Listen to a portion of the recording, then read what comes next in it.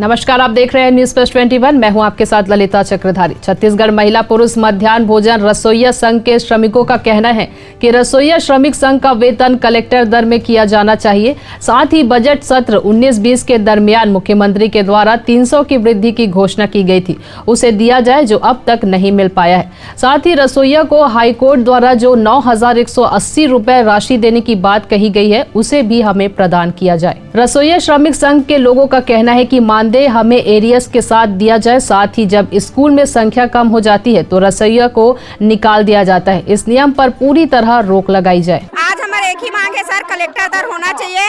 और हमन 1995 के मध्याह्न भोजन बनावा था, आज तक से हमन ला कोई पूछा ही नहीं, ना कोई ये नहीं करा है। और हमन ला कलेक्टर ही दर चाहिए। हमारे एक ही मांग है, कलेक्टर दर।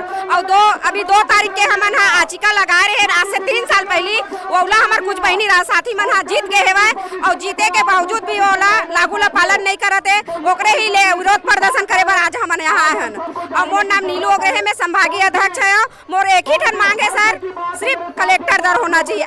कम से कम 9,000 हमार पेमेंट होना चाहिए। अगर अभी वर्तमान में मोर पेमेंट ला देखबे सर तो 1500 है, और अगर एक दिन के देखबे तो मात्र 50 रुपया।